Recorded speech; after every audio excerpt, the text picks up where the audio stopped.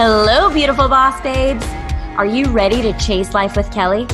Well, I'm your host, Kelly Chase, and I'm so excited you're here. We are going to talk about all things love, dating, relationships, money mindset. We're going to dive deep into self-love, worthiness. I am going to bring on some incredibly empowering guests. We're going to have fun, we're going to laugh, and perhaps we're even going to shed some tears together. I am here to empower you, inspire you, and motivate you to create the life you crave. I am so excited for today's episode. Let's dive in. Hi, babes. Welcome back to the Chase Life with Kelly show. As you know, I am your host, Kelly Chase, and we are going to dive deep into spirituality today. Spirituality and intuitiveness, narcissism even. And I'm really, really excited for our guest today. She is a mutual friend of friends of mine. So I'm like really excited. I just love the small world connections and everything. So I want to introduce you all to Jenna Brocious. She is an intuitive spiritual guide. Welcome to the show. Hello. I'm so excited for this conversation. We've already been chatting and it's been good. So I know. I'm excited to see where it goes. Me too. I know. I love meeting new people. And guys, this is our first time meeting. So I just love it. But okay. So intuitive spiritual guide, how did you tell us who you are, how you became because that's like a thing that you don't like learn that's like an innate, that's intuitive. You have these abilities. I guess. Okay. So yeah, take us down your journey. Yeah. So it actually didn't become very apparent to me how spiritually intuitive I was until I actually started the process of healing from my childhood. And I really just had a lot of stuff that was coming up. And as I was working through my healing, I started getting downloads and I started knowing things I shouldn't know from like people that just like friends and family. I would be like, did this happen yesterday? And they'd be like, how do you know that? And I'd be like, I can't tell you. Not that I couldn't tell them, I just didn't know. Right. And so it really has been a journey of like the last 12 years that I've had spiritual stuff happening, but not until I started my healing process did I really understand the magnitude of what my skills were. And I have gone to Delphi. I don't know if you've ever heard of Delphi. It's a spiritual school outside of Atlanta. Oh. Yeah. And they really taught me how to like hone my craft and how to really work with my gifts. I don't work with them as one-on-one with clients as much anymore because it is such a big responsibility to know everybody's secrets. I don't enjoy that part about it. Yeah. But yeah, it's a cool place to be because I have a superpower that not everybody has. Yeah, absolutely. Oh my God. When was the first time that you experienced something and you were like, wow, how do I know that? So when I met my husband, oh no, it actually didn't happen until I met my husband when I was 27. And stuff slowly started happening that I couldn't explain. Oh, yeah. Interesting. So I really think he's my soulmate because he like really triggered something within me to waken up. Wow. Mm-hmm. Huh. Very cool. You never know. You never know what could happen, girlfriend. Maybe that's who my soulmate's going to just awaken all parts of me. Oh, it was like when we first met, I was like, there's a dead person walking at the end of our bed. And he's like, no, there's not. And I'm like, yes, there is. They're walking back and forth. And he'd be like, you're crazy. And I'm like, okay. Wow. But he still kept me. So that's good. Here you go. Yeah. He accepted all parts of you. Yeah. Once you asked for a story, I have a good one for you. Once I met my husband and we had moved in after we were like seriously dating, I woke up in the middle of the night to like a purple being sitting at the end of his bed. It was just like a purple blobbish being sitting there. And I woke up in the morning and I told him what happened. He goes, oh, my grandma used to wear purple tracksuits to every one of my basketball games. And I was like, oh, she was just sitting at the end of your bed, like at the end of the bed. It was just such a beautiful moment because you realized also like they might not be with us, but they're so with us in a different way. And it was such a loving thing that was there that I knew in that moment when he said it was his grandma. I was like, oh, I completely agree. Wow. Mm-hmm. That is so fascinating. Oh my God. Strange stuff like what that would happen all the time. It doesn't happen as much anymore, but it used to happen all the time. Oh my God. Mm-hmm. That is wild. Okay. Oh my gosh. So as you were picking up these gifts, so were you already doing your craft when these, or is this how you became like a mentor or a coach? It didn't happen. So I went to Delphi in 2020, I Okay. think in May or something. And then really not until after Delphi did I start working one-on-one with people and honing my craft into just Gotcha. the mentor coaching thing and I did that for about a year and then I had to stop because it was just too much. Yeah. Yeah. It is a lot of energy. That is something. As much as I love it myself, it's something I've just recognized, kind of what we were talking about before we got on here. It is a lot of energy, the energetic exchange. And I really, truly get it. Why, some entrepreneurs, coaches out there charge $25,000 for you to talk to them for 2 hours. Totally. It's like, because the exchange is so powerful and you could leave a session feeling extremely depleted if you're not considerate of your own energy and protecting yourself and whatnot. So, yeah, even in life, I've had to be more protective of myself and my energy and my output just because I love being around people. Like you said, I'm such a people person, but I also get so drained depending on the energy that's going on within that group. We did like a big couples retreat with a group of people through an organization. And I came home from that weekend exhausted for 2 days. I could barely get out of bed, but it was such a low energy because we're talking with a marriage counselor and people are talking about marriage issues at this weekend retreat. And the energy just I have goosebumps. I could talking about it. It was just, we have to be very protective of our energy. Yeah. Yeah, we do. We definitely do. Oh my gosh. Okay. So tell me about your childhood. So apparently you were not, well, I'll just ask you, tell me about your childhood. Apparently, no, I love that word. So I was raised by a single mother who was a narcissist, alcoholic, loved sex, drugs, and rock and roll. And I just happened to get stuck along for the ride. My mom lost custody of my 2 younger siblings. And so there was no one to fight for me because my dad was not in the picture till the age of 36. And so, it's in the moment and in the time, it was really hard and difficult. And I felt very lonely and not loved. And I can come out the other side and say that I am doing the work and healing as much as I can when things that come up, bubble to the surface, because it doesn't all happen at once. Yeah. But I feel very lucky to have made it out. And I can look at it and laugh and have love and compassion for the situation now, because it was a wild roller coaster, but there are stories that I have that nobody else will ever have. My mom dated a motorcycle gang member who's in jail for murder, but I was very involved in that gang. It's so weird that my mom allowed me to be part of it. So it's just those weird experiences that I now laugh and love about, but hard to overcome until you get to a better place to know how to get out of it. Yeah. So are you still in contact with your mom? We have a very small communication. We talk a couple times a year. We text a little bit, but that's my healthy boundary, that we really stay very separate. Wow. Oh my goodness. That is wild. Okay. So and then your dad re-entering your life. How did that come about at the age of 36? Yeah. So I just met my dad 2 years ago for the first time. My mom did not know who my dad was. So she got pregnant at 22 and we just it was a question mark. And so when I turned 18, she gave me a list of 5 names and I started kind of going through Facebook and, finding names and looking at their families and their photos. And I sent out 2 paternity tests and they both came back negative. And then when I was 23, not when I was 23, when my husband got me 23andMe, I was able to find a first cousin.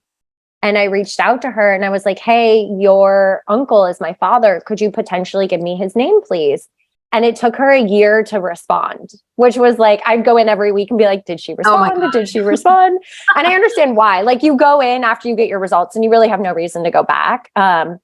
So I finally got his name, and the universe works its magic like it always does. I sent a letter on Wednesday. He called me Sunday morning asking to get to know me, which it just happened so fast. And then I sent him a paternity test that should have taken 2 weeks. It took 5 days. We had the results. He's a wonderful man, but Wow. it's a wild story. Yeah. How did he respond to all of that though? He was heartbroken that he didn't know about me, and he's a father of 2. So he totally, feels like he really missed out on something major. So he's been very sweet, and his wife is sweet, and it's been a good experience. Wow. It's just the weird part is I never knew what I was missing out on. So I never missed it in a sense. Right.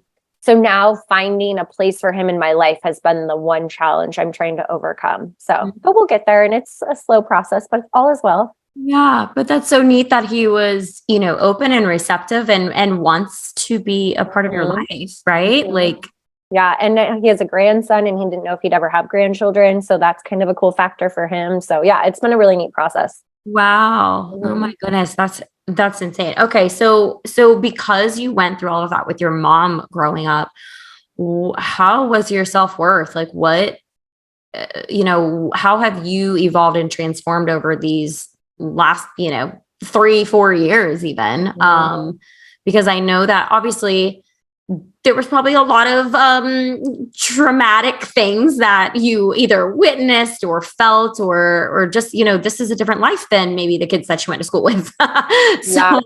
So yeah, can you take us through that, like what you felt as a child and how you've been able to really step into your power, more or less? Yeah, it's been I think having the perspective and looking back has been a lot easier to understand it. I've always had worthiness. I've always had self-confidence. And there wasn't anyone at home pepping me up or telling me I was smart or whatever it might have been.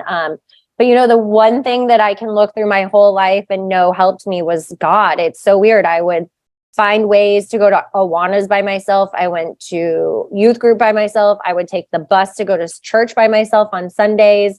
But for some reason, I always had this like constant guide to God, even though that wasn't part of my family's normalcy by any means. So I don't know, having that backing or knowing he loves me or hearing the words that he loves us because we're his children, I think for some reason was very reassuring and comforting to me. Yeah. I remember saying as a child, like, God only gives you what you can handle. And I would remember the screaming and the yelling and the stomping going on upstairs. And I would just cry and say to myself, God can only give me what I can handle. And I would just like repeat that over and over in my head to make myself feel okay. Oh, I could cry right now. Yeah. That's okay. You can. Yeah. So, wow. Okay. So, and how did you how were you introduced to God? You know what? I have no darn idea. I have no idea. I think somebody took me to an Awanas, which was like a Monday night kids church activity. Okay. And I think that just kind of fired up something within me that made me feel comfortable and safe. So that's where I would go. So somebody as a young child introduced me. Wow. Huh. Mm-hmm. I know. So wild. What if it was like one of the gang members? They would burn if they went into church, just to clarify. They were that kind of guys. It was like one of them, their name was Snake. And he had a tattoo that wrapped around his whole body and ended down there. Yeah. Oh. Thanks, Mom. Thanks for putting me in that group of people. That's going to make me successful and strong and amazing one day. Yeah. Have you ever had a conversation with your mom to ask her how she got involved with all of that? My mom denies a lot of it and will not have a conversation with me. It's actually created quite a riff in the family because I'm actually talking about my childhood, and my brother and sister think that it is disrespectful and horrible of me to speak of my mother and my childhood. And I say, my truth is my truth. You weren't there because you got taken away. So you have no place to tell me what's up. Yeah, absolutely. I agree. Yeah. I'm like, yeah. So at what age were your brother and sister taken away again? I think I was 12 when they got taken away. So my brother is 4 years younger than me and my sister was 8 years younger than me. Okay. And how were you guys able to maintain did y'all like reconnect later as adults, or like how did you stay in touch with your siblings? My mom had them for holidays. So my brother lived out of state, so he would just come in for holidays. And then my sister lived where we live in the same town as us. So I think my mom got her like every other weekend or for a day, or there was like some sort of something worked out through the court system there. But I was the one left behind for sure. Wow. Why weren't you removed from the situation? Well, it would have either been CPS would have had to have taken me out of the house. And the two men that took their children away have actually both apologized to me because they can now recognize how traumatic that had to have been for me. And they were both very sweet. And they're like, we're sorry. We were just trying to do our best to get our child out. We knew you were there. Yeah, they were. I mean, they're both apologetic about it now. And I have compassion and understanding for the situation. If I was in their situation, I would just try to save myself too. Right. In the moment, So I have no hard feelings for the situation. Right. Wow. That is wild. So all three of you had different fathers and you didn't know yours. That is wow. Oh my goodness. Oh my goodness. Okay. So you mentioned that you do have boundaries around your mom. You know, not just with your mom, but just in life, like how have boundaries played a big role for you? Boundaries play a massive role in my life just because I choose to live a very happy, peaceful, calm. I like to have calmness around me because I was around chaos for so long. I really enjoy the quietness of my life. So I create boundaries a lot. My schedule is a huge boundary. We do not have something consecutive every single day of every weekend. We really hold our weekends tight for our family time and our quiet time. I want my son to know that we can sit on the couch and watch a movie all day, and that's totally fine. Or we can go out the next day and be super productive. But I want him to know the balance because I think it's important just in general. And then boundaries with friendships. If it's not a two-way street, I will not continue the friendship. And that's just a friendship boundary I have. If I call and I need something and you come, and then if it's not vice versa, if I can't do it for you, then, there's a problem. But I think the two-way street's a big one for me with friendships and boundaries. Absolutely. Absolutely. Okay. I'm like thinking of things as you're talking too. So okay. Now you are a mom. So I know, I understand that fears can pop up or like, am I going to replicate some behaviors that I witnessed from my mom? Am I going to be that, for my child? So, were there fears for you and how did you push through that? Because I know that I'm sure that there are a lot of women who are listening who are moms or who want to be one day. But traumatic childhood or not, we all have this, what I've learned anyways, we do have this like, programming obviously within us, and that programming, we are attracting similar experiences into our wheelhouse. So how did you break that pattern and how did you like move through the fears? So I have two parts to this. And this is a good question. I love this. So my mom was an alcoholic.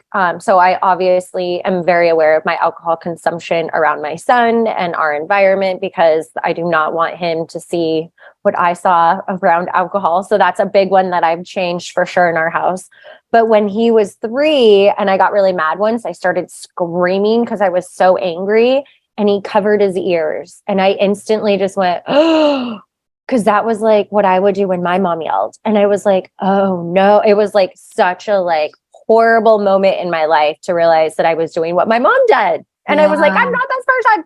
So I really had to learn how to control myself when I got frustrated or angry. And now I just take 5 minutes in my closet. And if mom's in the closet, we don't talk to mom. You leave her alone for a moment or two to just let her catch her breath.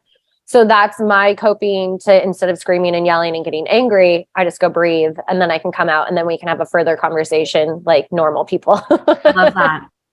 But I just realized recently that I had been carrying some major generational trauma, like you said, about the programming of like what my mom had done. And it's interesting because I've been married 9 years. And for myself as a child, I only ever saw my mom cheat on somebody or be cheated on, vice versa, one other way. And so in the last few years, I've been feeling really uncomfortable in my relationship. And I was like, he's going to cheat on me. I'm going to cheat on him. Something's going to happen. Like every little like bad thing that would happen, I'd be like, oh, maybe this is my time to leave. And I started like realizing that I was holding on to my mom and my grandma's generational trauma of men are bad.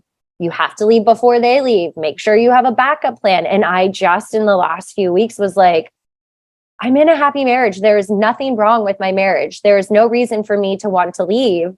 But because that's all I ever saw or heard them both say, I just finally was like, oh, you're not going to mess with me this time anymore. I got it. This programming is not going to continue. So now I'm writing a book. Yay! Such a big eye-opening like experience. I was like, I have to share this generational trauma because I can't be the only one that experienced this. Yeah. So, 2 parts to that one. That's a great breakthrough.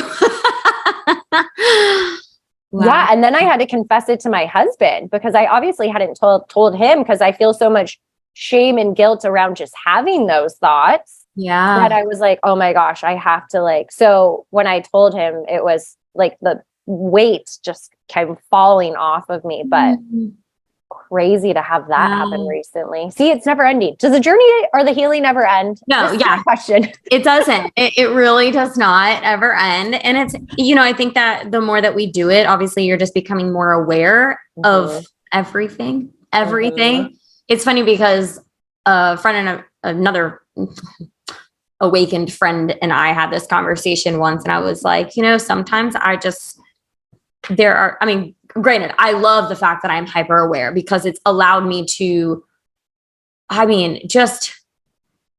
have such a beautiful connection with life now because of it, and spirituality, and just, learning to love myself, learning to trust myself, learning and loving to trust God, and just spirituality in general, because that was not a part of my life before. And it's just been really beautiful to witness. And the thing is, it's almost like you literally are taking a step, like an aerial view, like looking down on myself a lot of times. And I was telling girls in my coaching group yesterday, like, I'm honestly like having conversations with myself literally all the time because I wasn't before. And I was just on autopilot doing and going and going and doing all the things and not really understanding why I was the way that I was, why my experiences were happening the way that they were happening.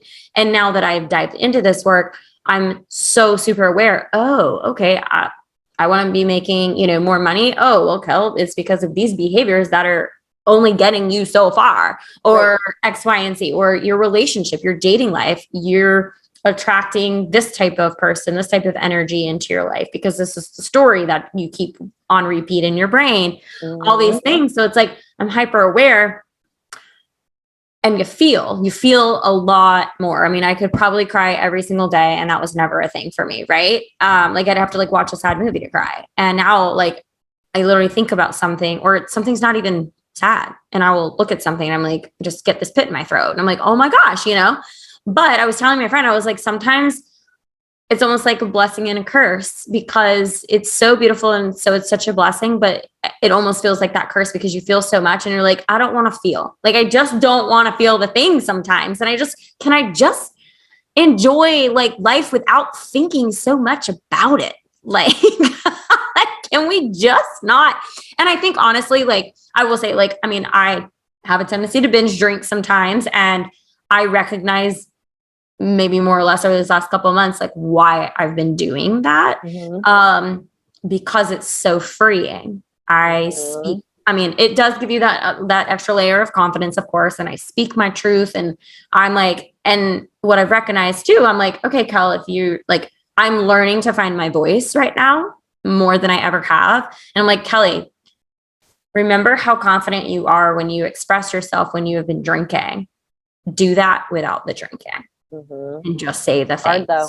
It's hard. Yeah. Yeah. But I'm like, okay, I'm recognizing that me binge drinking has been because it feels so free. And have, like I told you before we got on this call, like before we started the recording, I was very burnt out. And so I was just like stuck. I felt very stuck and complacent and so overwhelmed and tired and everything. And I'm like, I just want to like be free. Mm-hmm. So I recognize like that's why I was doing that. And, so anyways, it's just like having the awareness, but it's so much more a blessing than a curse. It's not a curse at all. Sometimes it just feels like, damn it, I don't want to feel that right now. Well, honestly, it's just like more responsibility because you have more running through you than you were used to before. So it's like you have to learn how to manage yourself on a different level. Yes. Which is a lot of responsibility. Yeah, it is. And then, so we're doing that, guys. Like, I always say I have I wear so many hats. I'm working full time. I'm running a business. I have the podcast. I do influencer stuff. Like I have lots of jobs. And then like that alone is another job in itself, is like regulating my own nervous system and taking time for me. It's like, oh my God, if I was like, obviously I don't know how moms do what they do. I don't know. I only had one. That's why I only had one. Yeah. It is insane. Like, I don't know. I mean, granted, again, it's about boundaries and choosing what is actually really serving you, thinking long-term and reverse engineering. I get it. And that's kind of where I'm at right now. Like, I really want to hone in on, okay, Kelly, in 6 months from now or 5 years from now, what do you actually want? And what is going to be most important to you? And start reverse engineering and start reducing things out of your life that are not going to serve that ultimate goal. Yeah. And I want to get there faster. I don't want it to be 5 years. I do want it Have you talked to Lauren lately? Yeah, she unfollowed everybody and I love Yes, I heard about that today. She's like, oh, I'm sorry I unfollowed you. I was like, she's like, it's part of my detox. I'm like, whatever it takes, girl, you may unfollow me again. I'm fine with it. Yeah. Oh yeah. Yeah. Well, I want to say maybe she had like mentioned something in her story, or maybe we just had like a private DM about it. And she's like, yeah, I'm going to maybe it was a private DM. And she said, I'm going to unfollow. I'm thinking about unfollowing like everyone except for like maybe her like other accounts. And I was like, literally, I said, one of my greatest like Instagram inspirations is Rachel Bell, and she follows 0 people. And she has, ever since I started following that chick, she has never followed one person. I said, and I fucking love it because she is the most authentic person that I follow on social media. And I follow her stuff and I just feel like she gives me permission to be me. Mm-hmm. She's just so grounded. And like, we can make those assumptions through social media, but like, I know like my first mindset coach is actually going through the same program with Rachel. So she's met her, and I met my coach, Erin, recently when I was out in San Diego, and she goes, Kelly, she literally is that type of person. Like she is so grounded. Like you feel her when you're around. I love it when you hear people actually be who you think they are. That's like my favorite. Like, I love to hear that. Yeah. Yeah. So it was so cool. But yeah, I was just like, yeah, Lauren, do what like Rachel did. I was like, I promise. But yeah, I actually messaged her earlier today because I was like, I noticed like you're down to 3 accounts or whatever. I was like, how is it feeling? And she was like, Kelly, I am so grounded and so connected, and it just feels so good. I spend so little time on Instagram now. Like I just get in, post my stuff, and I'm out. And because you don't have a chance to scroll. Yeah. You don't have the opportunity. Yeah. It can be a habit. I've learned to be, I look at it, I'm like, what am I doing? Put it down. And I'll just like walk away. Yeah. Walk away. It doesn't matter. Nothing's going to change from now or whenever I pick it up again. Yeah. It's definitely an anxious habit, an anxious bad habit. I find myself, I mean, I get it. Like I'll be scrolling sometimes, like I'll go in there and I'll post my content or go up on my stories, but then someone else's story catches my attention. Like I look at it, or someone's post and everything. And then I'm like down a rabbit hole 45 minutes later. And then I wonder why I feel like super anxious and I have imposter syndrome. And I'm like, oh, that's why. Like I just consumed everyone else's life for 45 minutes. Like not a good thing. No good. We're implementing boundaries. I've told friends I may do a 30-day detox, like on social media, like all together. And just like, that way just focus on my career, all my professional stuff going on. Yeah. Social life and my playtime and me time. And that's Are you going to pick a month and do it? Well, I was going to do August, but then I'm a keynote speaker at an event mid-August in Denver. Yeah. So I want to promote that. So maybe September. it'll be like next September by the time I actually do it. But I do know it's going to be like really, really good for me. So I don't know. We may. Otherwise, keep me posted. I'll hold you accountable. Thank you. I will. Or maybe not. Okay. So I have a handful of other questions to ask you. So let's dive into this. Okay. What are some reasons why we need a spiritual guide to help navigate life? And what does that even mean? What is a spiritual guide?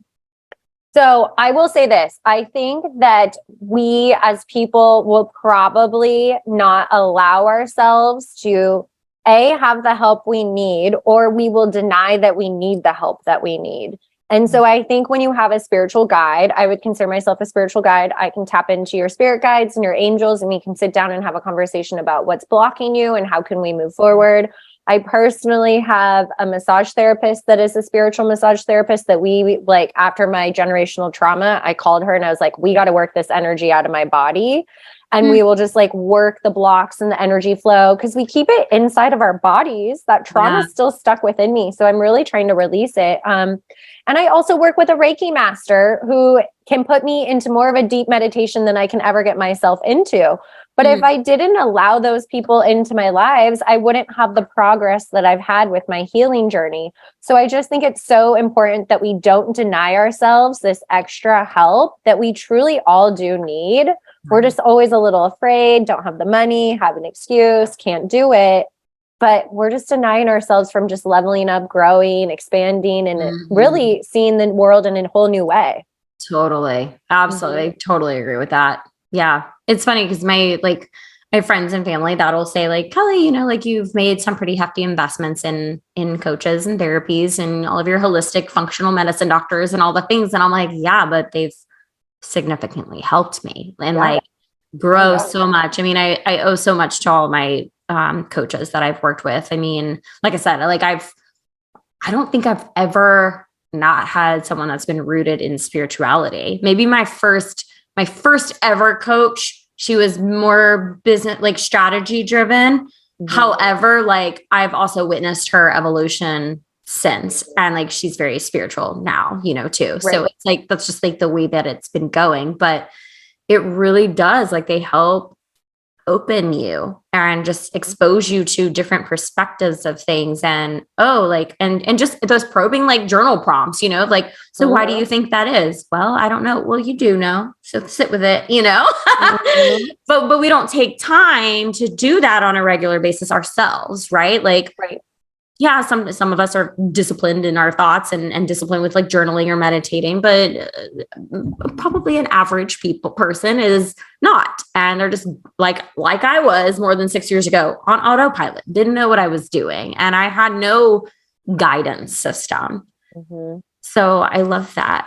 Yeah. I think it's just, we don't think we're worthy of it. So we don't give ourselves the opportunity or whatever it might be, but I mean, you've seen the growth out of yourself that it's all worth it. It's all worth the investment in the end. Yeah, it really is. It really, really is. Okay. So speaking on that, working with spiritual coaches and healers and having the spirit guides, yourself being one of them, so being an entrepreneur, I know both of us, like I just mentioned, a lot of the business strategy working, like collaborating with the spirituality side of things and like the energetics. How have you merged those two? So it comes with a little bit of a story. It was 2019. I had a 3-year-old at home, 2.5-year-old, whatever. And I was like in real estate, and my real estate career was great and fine, but I wasn't feeling fulfilled with it. And I knew that there was a greater purpose for me here somewhere doing something. And so I was telling my husband this, and he goes, okay, well, why don't you take 6 months off and let's just really give you the opportunity to like sit down and focus on what you really like. Let's come up with a game plan. So I would take my son to preschool. I'd go work out. I'd come home. I'd make myself a healthy meal. And then I'd go sit on the floor of my office for 2 hours, and I would journal, pray, and meditate. And I would just cry. It would depend on the day, what was going on. But really, what came to me at the end was I mean, it was just like a flow of God running through me, and I'm sobbing because the energy is so like loving and intense. But the idea for positive intention prayer cards came to me. And so I really think when we're just able to slow down and give ourselves those moments to really just allow us to hear if it comes from within or it comes from without, if it's God or something greater, that's where we can get our best ideas. We can be the most creative. We can get all the things that we've been denying ourselves to actually hear or listen to. We actually just gives ourselves a moment. And that's, I think, one of the biggest things I've learned on my spiritual journey is I would go to these like psychics and all these people to tell me what to do and what's my next step. And not until I sat on that floor in my office did I really realize that all the answers are within. I just have to stop and listen. Yeah. Yeah. So now when I'm feeling creative or I'm feeling stuck, I'm like, okay, I need to go spend that time on the floor, really to be like, okay, you're trying to tell me something. What do I need to listen to? What do you got for me? Right. And most of the time I have the answer myself. I need to stop going to the outside sources to find the answer. Yeah, absolutely. Which a lot of us do. We look for that, whether it's, it's almost like that external validation. We're looking for someone to validate an idea of ours, and it's like, okay, no, it's even like the same thing, like with like, friends, when you go to someone for advice on like relationships or whatever, and it's like, the answer. You're just looking for someone to confirm what you're thinking you should be doing, right? or to tell you, no, you should not be doing that. Yes, give a little check there. But yeah, it's so true. That's something like even a former mentor of mine, she was like, like when you want to like post to social media, obviously creating content and whatnot, a lot of times you either get stuck in this like paralysis mode because you're like, I don't know what to like write. I don't know what to think of. Like, I don't know. Or, obviously you're comparing yourself and how your creativity is to other people's and whatnot. But she's like, just sit there for like 15 minutes and in silence on your floor, like meditate and just chill. She's like, or go out in nature and like sit in amongst the trees on the grass somewhere and stuff and just sit there in silence and it will come. The content, the message that you need to share in that moment, send it out. And it's so funny because like there are times like, I used to do this. I don't really do it anymore, but I would like, batch create content, right? And like in my notes section of my phone, it's like, I was like, oh, I can like write about this and I can write about this. And then when I go to post it, a different message would come through and I would totally like, it may have like a few of the sentences still, but like the whole general theme, I would like rewrite the entire content. And then it would take another like 45 minutes because now I'm channeling a completely new message. And I'm like, but that's the message that needed to go out right then. But it really is so true. We really do have the answers and we can, if we sit with it and give ourselves that space and the intention, it will come. Yeah. Even my husband, who's the president of a company, and it's a very busy, fast moving company, we'll be having conversations about employees or whatever deals in, or, whatever it might be. And he'll be kind of asking me, what do I think? And I always tell him, and now he just laughs when he asks me the question, but I go, what does your gut tell you? Like, go, because he meditates in the morning. I was like, go in the morning and sit with that question and put your hand on your tummy and like, you'll know the answer. It's a hell yes, or it's a hell no. And so that's kind of how we operate together is is it a hell yes for us to do? Or if it's not, then we're going to pass. So yeah, you just have to like really sit there and listen to yourself. And we've never been trained or taught to do that before. Right. Exactly. I love that. And so I will say this, because I have learned a lot from the spiritual side and the spiritual coaches. I have never really truly had like that, like super business strategy only masculine energy type of coach. And therefore I feel that a part of the reason why I've been in and out of corporate is because I have not nailed that strategy. I don't have the foundation. I don't have the structure. And plus, granted, I've like navigated of like, what do I really want? Do I want to do one-on-one coaching? Do I want to do group coaching? Do I just want to have digital courses and leave my energy to my family and friends and not have those personal exchanges? And that's something I am navigating. And the more that I do coach in either a group or one-on-one session, I have those realizations of like what feels really good for me or not. But with that said, again, I feel like I've just like grown my business more through the spiritual side versus this masculine, like business strategy side. So again, kind of like, how do you, or how have you married those two so that you do have a fluid, consistent, flowy business?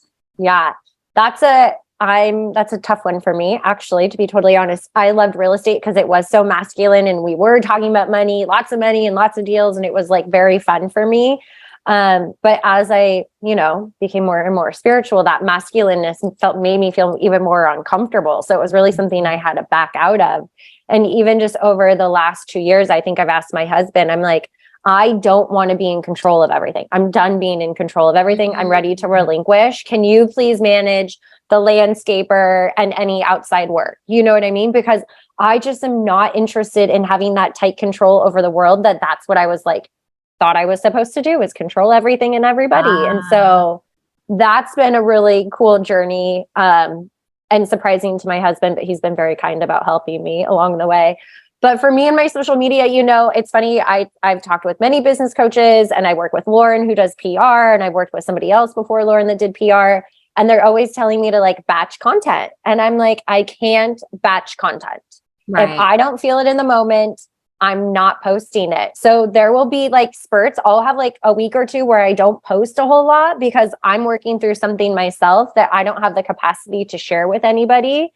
And you know what? I might not be consistent and it might not totally help me at all times, but for me, that's what works. But when I do post, I promise you, if I don't cry before I post it, I don't post it. Because I feel like it's like that tears are like my angels or my spirit guide saying like, yes, that's like, I don't know how to describe it, but it's like the truth or something comes through me. And I know that that's the message that needs to go out that day. So I haven't found a perfect flow to what that is supposed to be. But I think when we're being our true authentic selves, it wouldn't be authentic to show up 100% every day, because that's not who we are though either. Yeah. So if anybody masters it, let me know. But I also don't want to give myself every day because I want to be me at the same time. So how do I be truly me, but show up and guide other people without giving too much? Because that's a boundary. You know what I mean? Yeah. It's a weird place to live, and I just try and do my best. And when I show up, I give you 100, and totally. If I don't show up, it is what it is. That's so true. I love that. There's, I interviewed this woman, Alex March. She's an intuitive guide too. And she talks a lot about like, the like gut mind, like gut trauma and that kind of thing, and parasites and whatnot. And anyways, she does no in-person clients. It's all virtual. And she like, it is prefaced on her website. Like when you like, I think she has to, she's high in demand. So like if you wanted an appointment with her, you'd probably have to wait 6 months, but you go ahead now and like send a deposit. And it is prefaced on her website. Just because you paid me for like, 6 months from now does not mean that I'm going to show up the day that you have requested, because if my energy is off or I'm channeling that is not a good time, it's not a good time. You will be rescheduled and we will have our meeting, but do not expect it to, that is the actual day that we're going to have our appointment. I know, but the problem with that is, and that's fine because that works for her, and that that works for her. It's great. But for me, who wants to talk to my grandma, and now you're going to make me wait longer, I'm like frustrated because I want to talk to my grandma. You know what I mean? Which I'm sure that has deterred some people from, obviously working and coming to work with her. But yeah, I mean, like I said, I had her on the podcast, and super smart though. She channeled right when we got on. Like she just immediately was like, she goes like, whoa, and like put her hand up and she was like, whoa. And I was like, what do you mean, whoa? And she's like, there's something with us right now. And I was like, what? Is it good or is it bad? And I was like, a ghost? What's happening? It was really profound. But yeah, I mean, all that to say, just to reiterate, like the boundaries. And I loved what you said. It's like about just, giving yourself. And if that's not, or like this should be like, oh, I should be doing this. And we don't, you're right. And I love that you said, when you are able to give, you give your 100%, and, I can completely resonate with that. Like, I mean, granted, I will be honest, like my corporate job, like I am super like 9 to 5, like responsive to the emails, like as they come in. I mean, maybe a couple hours go by, but otherwise like those emails are taken care of within that day for the most part. Granted, yes, I'm working with a handful of girls in a coaching community right now.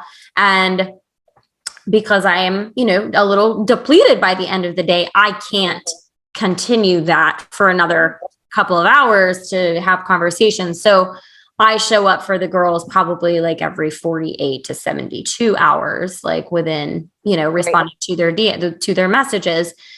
But that's what I can honor and that's what I can give at that time. So, and no one has said anything like, oh, you need to get back to me like right now, like no one has said anything. But I mean, would I like to be able to respond and get back to people? Because I don't love that when I feel like I'm just like waiting for a response myself, but I know what I can handle. And I am here to practice what I preach. And granted, as I mentioned, I got myself into the trenches recently. And that was not a good feeling. I completely was neglecting myself. And I'm over here trying to teach and educate and inspire people not to do that and not to get into the burnout and create the healthy boundaries. And I'm over here doing the opposite. So I have to do that. I have to honor what I'm feeling. So, and I hope those listening, one, if you're in my program, I hope you understand that.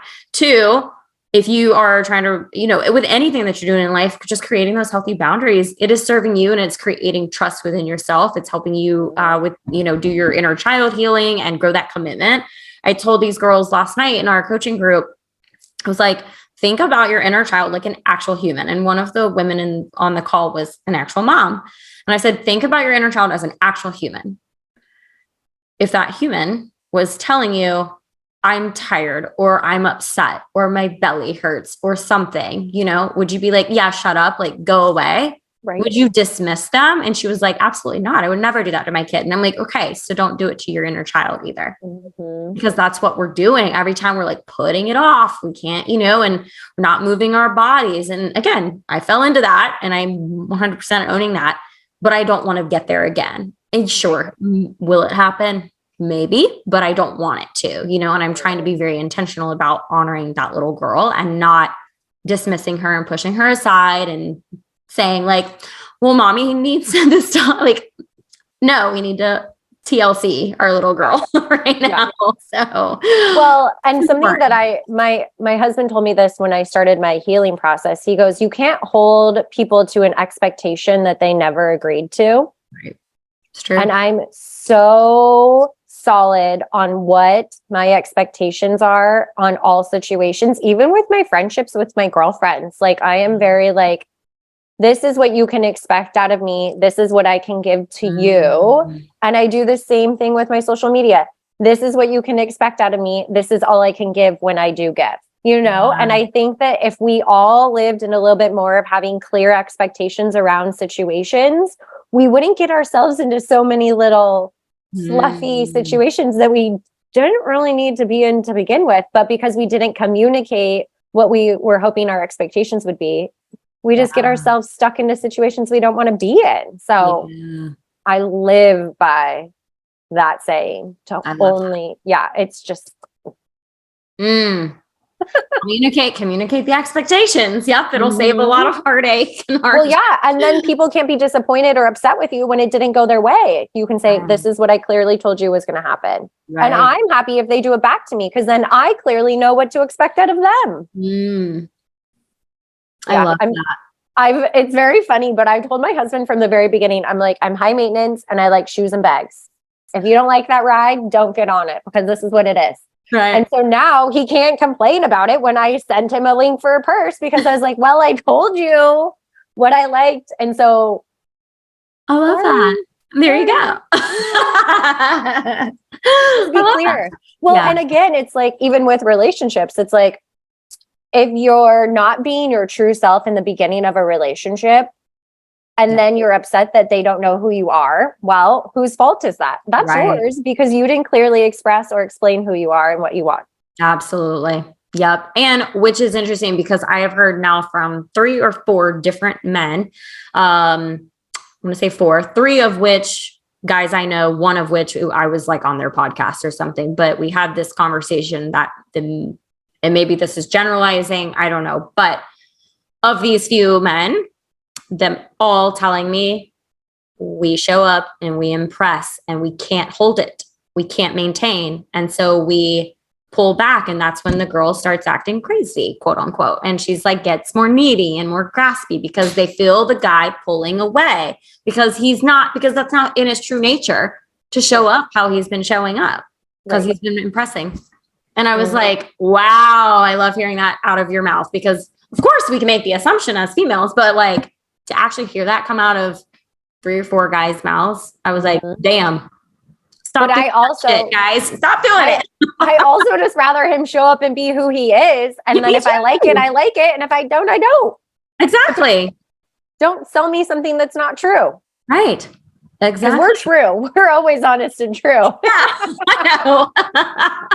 I know. A little crazy in there too, but hey, I mean, my husband loves my crazy, so whatever. Yeah, exactly. Yeah. It was just so, I was like, whoa, like you're admitting that. Like, I love that. Yeah. Yeah. And that was like this guy that, one of those guys, I asked him one time, I said something like, maybe like about like, what is something you, not to say regret, but like something that you wish you hadn't done. And that was literally like his answer. Like, I wish that I had not shown up to impress girls in the past because it was like so much energy. And then it wound up obviously not working out in the end because I couldn't maintain that expectation that I had created. So are we saying it's all their fault at the end of the day? Yeah. Yeah. It's never our fault. It's all their fault. I was like, okay. Never our fault. Okay. So kind of piggybacking off of that, how do we detach from an outcome and release the disappointment when something doesn't, work out? So it's interesting, but this is all about control. Yeah. So when if we have a tight control over it has to go this way and it must end this way and this is going to be the outcome I get. Well, most of the time we don't get what we want when we hold so tightly onto that control, because the universe is going to give us the opposite, because whatever we're focusing on is what we're actually going to get. So in the end, we actually don't. So when we just actually put out into the universe what we want and we allow that energy to flow in the positive way, and it's also a little bit of a law of attraction here when we talk about these things. Let's think about what we do want. Let's not focus on what we don't want. So when we hold tight onto that control, it's because we're feeling like we're not going to get what we want. And so we have to control it so tightly that we hopefully do push it so far that we get what we want. Right. So I've always learned to sit back now and not take control. And when I don't take control, it actually does work in my favor because I'm only putting out the energy that I want to receive. So work on putting out the energy that you want to receive, not the lack of having it, if that makes sense. Yes. Yeah. It does. It's very interesting because I was telling somebody this story today. I love to host. I'm a big hostess with the mostest, and I love to decorate my house and go crazy. And so I invited a couple over for Easter brunch. And the day before, she calls me and she goes, "Oh, we're going to be late. We can't make it. Just start without us." And I was like furious because when I have a party plan, I got a party plan, girl, and you're going to show up and you're going to have fun. And so I would have gotten off that phone normally and I would have freaked out and spewed negative energy all over my husband. I can't believe they canceled and da, da, da, da, da. And I would have lost my mind. But this one time I was like, you know what? I'm going to let it go. And I feel like it's going to work in my favor.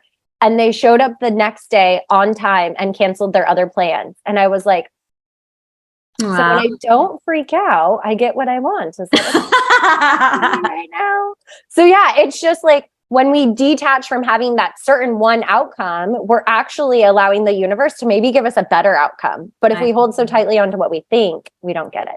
I know. It's so true. Yeah. I will say that has been a pattern, with dating and relationships for me, as far as the control goes. It's funny, we watch things or we read things and we receive a different message, or, first time that we read or watch something, we don't see the message. We don't hear the message. Right. Mm-hmm. So I want to say I watched Eat, Love, Pray years ago, when it first came out, and obviously read the book too, and don't remember reading the book, but remembered somewhat of the movie, and because I love Julia Roberts. And anyway, so I don't know, maybe like 5 months ago, I was like, I'm going to watch Eat, Love, Pray again. Like, I just feel like I need that. I feel like I need it. So I watched the movie, and there were so many good nuggets. And I was like, oh my God, like this is the first time that I'm hearing this, and seeing these things. So I started writing a book last year. Granted, I wanted to be done with that in like 3 months. And yeah, here we are a year later. But regardless, still not even halfway done. But I just have been so busy, and I'm not prioritizing it because it just doesn't feel like it's lighting me up right now. So it will come. But I was like I'm talking about my past dating experiences and things in the book. And I was like, okay, there's some quote from the movie, and I wanted to like implement that into the book. So I go and I like Google these things. Well, I come across a different quote. And I was like, holy shit, didn't see that. Like, I don't remember that one being in the movie. It may have been written in the book, right? But regardless, I was like, that is me. Oh my gosh. And it was saying like, basically like, one, I fall in love too easily, but I fall in love with the potential of someone, not the reality of who they are.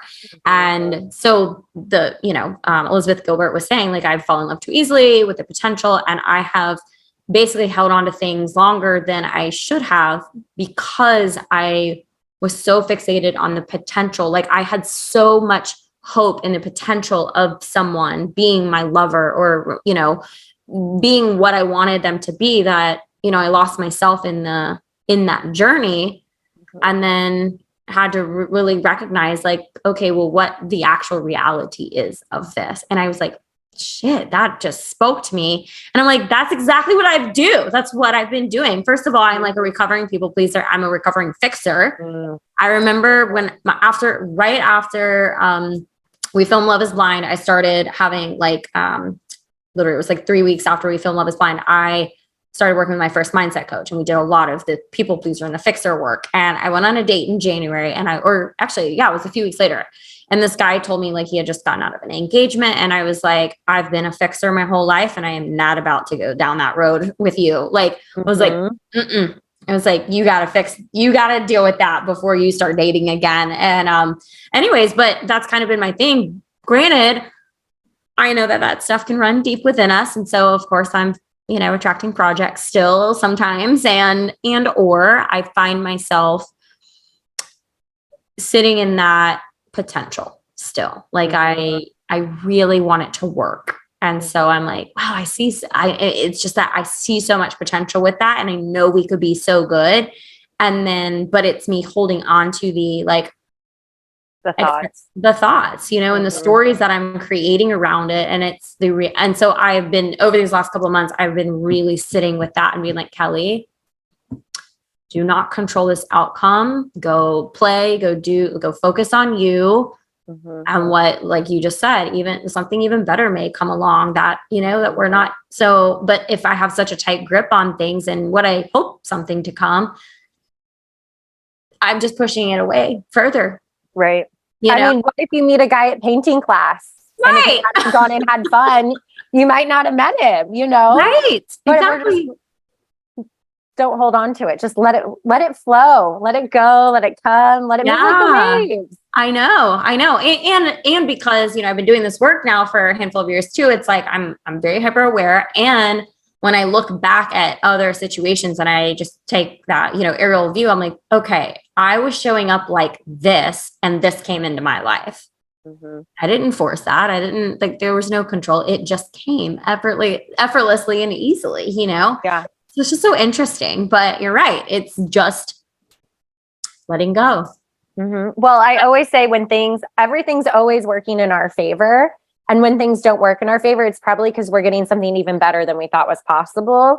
And God's plan is always bigger and better than our plan. So I just have learned to just let it go and flow. And if it comes across my path, it's meant to be. And if it doesn't, it doesn't. And I just have to be okay with that. That's been a hard one with friendships. I'll see a group of girls together on Instagram and I'll be like, oh, why didn't I get invited? And then I just have to remind myself, if I was supposed to be there, I would have been there. Right. And I just have to let it go. I know. That's so true. But you know what's funny about the dating thing is there was like 3 guys that I had dated before my husband. And I was like, this is the one. One was a veterinarian, great guy, great family, all this stuff. The man is still single today. So I know it wasn't me. Right. Yeah, it wasn't you. And I'm like, it was almost like, okay, it definitely was me. It's definitely him. But I look back and all 3 of those guys are still single. So I'm like, well, wasn't me, it was them. And we just have to like, let it be. Yeah. You know? So true. I know. I mean, it's funny because I even just had a conversation with my girlfriend earlier today, and she was like, Colin, I just see, like, I don't think that you are going to wind up with anyone that you know right now. Like, you're going to meet someone that you have never met before, and he's going to rock your socks off. And that'll be that. And I'm like, I kind of think the same thing too, you know, but what I am come to the realization is, you know, everything that we are presented with is like evidence, right? It's evidence of what we do and or don't want, right? And so there are guys in my life that I absolutely adore and, you know, have considered dating and that kind of thing. And it's okay, recognizing the qualities and characteristics of these guys that I really love. And I'm like, okay, like, and I say, like, I'm like, God, send me more of that. You know, if this isn't it, send me more of that through someone else, you know, kind of thing. And that is kind of how I've been able to loosen that grip a little bit and, you know, get out of the disappointment of things not working out. But does it still? I mean, am I human still? I got a human a little bit and it still pops up and I'm like, damn it, but I want it to work. But I think the acknowledgement of it popping up is the most beautiful part because you're acknowledging that you're still human and that you still, you know, we're not perfect by any means. So just appreciate that moment that you're like, nope, I don't want that. I want this. And God knows what to send me and all will be well, you know, but don't let yourself go down the rabbit hole of what I don't want, or you know what I mean? Again, that's like focusing on the lack of and not what we want. So focusing on the more of the positive and all of those beautiful other aspects is like where we really should be spending all of our energy. Yeah, I absolutely agree. I know. Keep aligning myself to the things that feel good. And I mean, I know and this is like such a silly materialistic example, but I had been telling my husband, I want a diamond cross if it's like for anniversary or birthday or like whatever. I'd love a diamond cross. And we went to a charity event and they had a diamond cross up for auction and nobody bid on it but us. And so I got this beautiful diamond cross, bigger than what my husband would have bought me. And it's just so funny. I put out into the universe, I want a diamond cross. And the universe delivered through a charity auction for a beautiful diamond cross. So it's just like, we never know how or where it's going to show up. But if we put out what we want, it will come. Yeah. Oh, yeah. Now I'm all about charity diamonds. I'm like, this is the best. It is true though. I mean, I'm a big Abraham Hicks fan, and she's like, you know, there's like 3 steps to, you know, really getting what you want, basically, you know, and she's like, the first step is easy. You ask for what you want. Second step, not the easiest, because that's when all your limiting beliefs and your fears and the things that clog the pipes and create the resistance of you receiving it. Like, are you open to actually receive the thing that you're asking for? And I'm like, wow, you know, it was like so powerful. But it is true. It's funny because I've had conversations recently about like fertility and freezing eggs and things like that, because I'll be 38 in 2 weeks. And I've never, like, I just like don't think about those things. Right. Like, I don't. Like, I'm just like, if I'm meant to have a child, God will grant me a child. Like, I don't know, you know? So, but whatever. So this, my brand manager like sends me a message the other day and was like, hey, like, do you want to, you know, would you want to partner with Modern Fertility? I'm like, what are you saying? Well, I was like, actually, I do want to partner with them because that is like, although, yes, I am in belief that and trust that God will, you know, provide. However, I do believe that knowledge is power, and I like to get that. So I'm like, okay, you know what? Maybe this will be my first step, and I will look to see, you know, I don't know exactly. This is fertility. It's an at-home fertility. Right. So maybe I'll see what happens. And maybe I have to go in for, I mean, knock wood, maybe I have to go in for further testing to fertility. Or maybe you have more eggs than the average 38-year-old and you're perfectly fine. Exactly. That's it. Yes. And I'm perfectly fine. Right. Exactly. So but but I have no clue right now. Right. So I don't want to have that ignorance. So I was like, okay, you know what? But it was just interesting because I'm like having the conversation and then this is the brand that falls into my lap. Just kind of ask and you shall receive. I mean, I honestly love how the universe works. Once you can like not master it by any means, because we're not masters, but like once you can figure out how to live this way, I tell you, I have the most fun. I have the best life and the most fun because I just don't let anything block me. We just like go with the flow and go with the wind. But I'm like a very strong, sturdy person that doesn't just get blown over easily at the same time, if that makes sense. Yes. Yeah. No, it does. Yeah. Well, you have to have your boundaries and be in your power and have your voice and everything while also allowing for the universe to do its work. Yeah. Yeah. I mean, and I'm learning to get better at that. I mean, I've been practicing this manifestation, law of attraction stuff for a couple of years now, just because I've been learning more about it. And yeah, like, there will be something that happens and I may be kind of like down in the dumps or whatever, just being in my human. And then I'm like, something will come in and I'm like, of course it did. Of course that happened. Why wouldn't it have? Right. Yeah. But I also love, and this is like something to think about now too, is playing the miracle worker for somebody else. How does that happen? What do you mean? So I didn't realize it in the moment, but this was an experience I had recently. Driving in my Mercedes, going to Nordstrom's to buy a pair of shoes. I sound very ridiculous right now. And I come to a stoplight and there's a woman holding a sign and she says, I have 2 sons. I need rent money, da, da, da, da, da. And I was like, I have a son. I'm a mother. I totally have compassion for the situation. She doesn't look like, what drugs or alcohol or whatever. And so I wave her down and I go to dig in my Louis Vuitton, again, how ridiculous I am. And I had no cash. And I felt like such a jerk for like calling her over, showing her what I had, and then having nothing for her. So the light turns green and I drive away and I'm like, I can't go to Nordstrom and buy a pair of shoes after I just like totally like didn't give that lady any money. So I turned around and I went to the ATM and I pulled out $100 and I have prayer cards. So I put my love prayer card on top of it. And I literally walked over to her and I was like, I'm so sorry I did that to you. That was not nice of me. Here's this. And I turned around and got in my car and she was on the ground sobbing. And I was like, I was the miracle for her that day. And when I drove back home, she was still out asking for money and it was like 110 degrees. So I have to imagine that woman really needed the money. But how cool. I didn't realize it till afterwards. I was like, I probably just played a miracle moment in her life to know that she is seen and she is loved. Absolutely. Oh, that makes me cry. But now I'm like looking for more opportunities to be other people's miracles because it's happened so easily for me. I know it's possible to do it the other way. Oh, absolutely. Absolutely. I totally agree with that. I'm like, I don't remember if I told you while we started recording or not, but I'm doing like, it's my birthday month and I'm doing these like daily playtimes. Also to add, I'm doing daily gifting, I guess, to someone, not necessarily like in need, but like I'm just doing something nice for a nice deed for someone or a nice deed for something every day. So that could, like I sent not a random person, but like I just kind of like went through like my like Venmo contacts and I just scrolled and I just like picked a name and I just like sent $10 to someone. Like a coffee or a lunch. It's like a salad. Right. Exactly. I'm like, okay, like little things like that.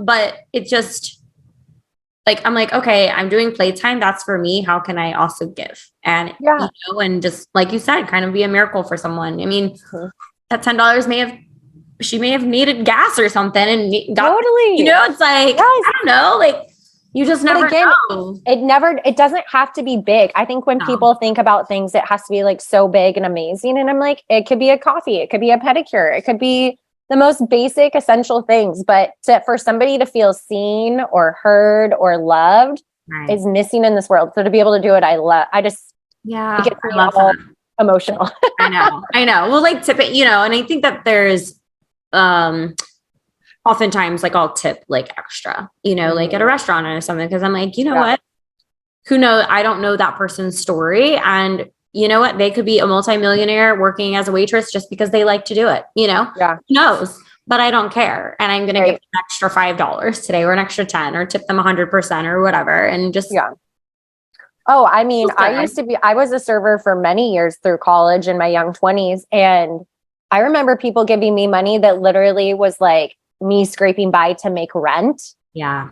And they gave me just what I needed to like make rent. You know what I mean? So for at that moment, that was my miracle worker. Like they gave me just what I needed to get by, which at that point I would take anything, you know? Right. So if we could be, and also can we just talk about good karma? It's just good karma to take care of other people because other people take care of us. So I'm just like, put it out, let it out, let it go, let it love, let it flow. I love that. I love that. Well, this has been so good. Yeah, thank you so much for being here. Tell everybody, where they can find you. And obviously, if you have a website where they can get your prayer cards, Yeah. So it is Jenna B Spiritual on Instagram. And I'm always posting tips and tricks and fun little stories to keep you happy and positive throughout your day. And then my positive intention prayer cards are on Etsy. And that is also Jenna B Spiritual. And my website is also Jenna B Spiritual. So it's pretty easy to find me. I love that. It's so awesome. Well, thanks again for being here and sharing your story and speaking your truths and being a light to others. Such a pleasure. Thank you. You were so much fun to talk to. Yeah, you do. I know. Well, thank you so much. You're welcome. If you loved this episode, please download, share, rate, and review. If you are ready to step into that next level version of you and grow your business and bank account, it's time to unleash your goddess magic and chase life with Kelly. You can start this epic expansion journey by diving into the Goddess Magic course bundle found at chaselifetogether.com. Please connect with me on Instagram at Chase Life with Kelly. Join the Chase Life with Kelly Facebook community and subscribe to my YouTube channel. Till next time, create the life you crave, babe, and chase life with Kelly.